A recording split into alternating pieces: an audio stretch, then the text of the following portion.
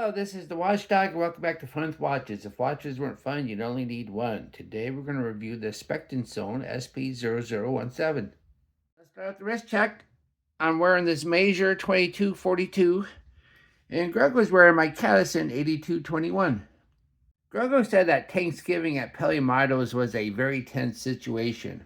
Her mother-in-law kept commenting on all the dust. Pellimato screamed, "This is Tatooine. Of course there is dust. You might as well complain about snow on Hoth or fleas on Endor." All right, let's take a look at the watch. It comes in this box, says Specht Sohne. And here it is. It's a nice looking watch. I really like it. I really enjoyed this watch, except for the hair pulling bracelet. This is the fifth Specht Sohne on my channel. Specht Sohne makes homage watches of all kinds of Swiss brands, from Tissot all the way to Patek Philippe, but they seem to have jumped over Rolex. This SP0017 homages the Vacheron Constantin, which is the least popular of the big three and thus the least homaged. This is an homage to the 2215, which is no longer in production. I'm wondering if Specht Sohne did this because of the square design and the similarities to the new Patek Cubitus. This watch comes in a whopping 8 different colorways, catering to all kinds of tastes and preferences. There is even a two-tone model with a rose gold bezel and a white dial. All kinds of colors. I really like the selection. The watch is 34 millimeters wide if you measure at the bezel, but 38 millimeters if you measure at the case. It's 43.7 millimeters long, and it's only 11 millimeters thick, which is pretty thin for an NH35 powered watch. The lug width does not apply, but it's 25 millimeters where the bracelet meets the case. And it weighs 131 grams on the supplied bracelet with one link removed. Yes, you heard that, only one link, so the bracelet's a little short. The bezel is kind of an octagon shape. Well, it is an octagon shape. There's 8 sides. And then we have the dial. The dial's a vertical teak dial, but if you look close, there's a little pattern to each stripe, so it's kind of a nice look. I like it. Then it says Specht Sohne automatic up top. No mention of water resistance, but you get 50. And then we have the minute markers and the baton indices with a double at the 12. And then we have the hands. We have stick hands, and they're loomed, but the loom isn't that good. And then we have a unloomed second hand, and there's no counterbalance or anything. And then we have a date at the 6 with a border. I like the date at the 6. It looks nice.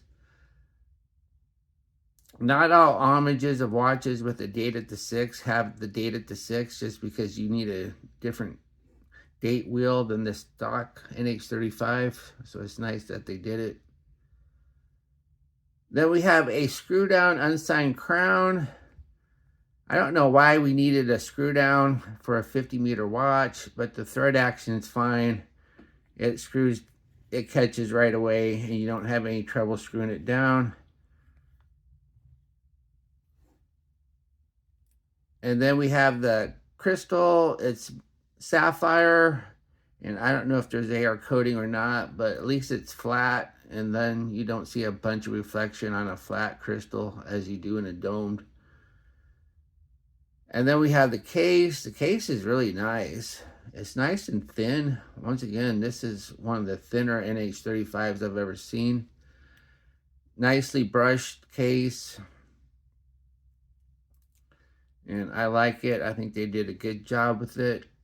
And it contours to the shape of the bezel too. And then we have the case back. The case back is a screw down display case back.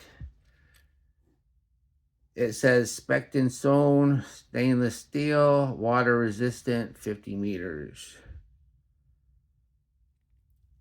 Underneath the case back is the NH35 movement. This is a 24 joule 3 Hz movement that hand winds hacks, has a bidirectional rotor, about a 40-hour power reserve.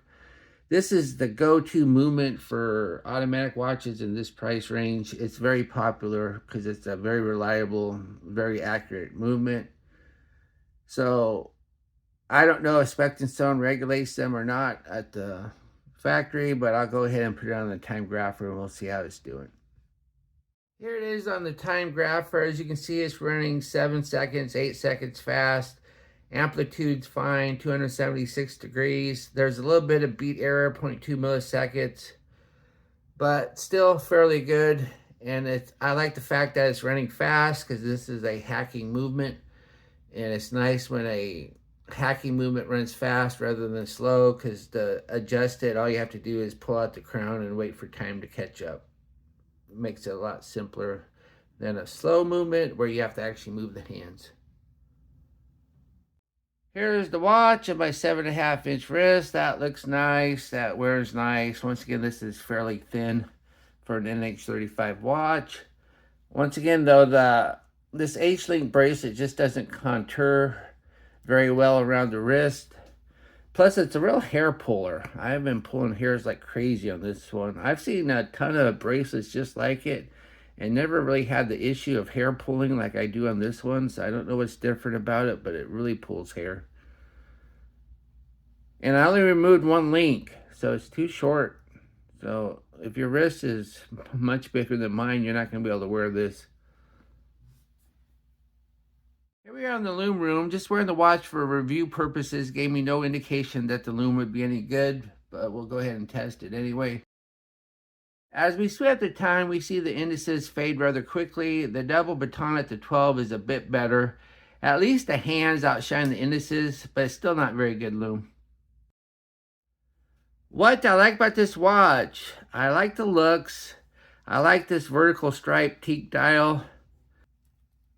It's really thin for an NH35 powered watch.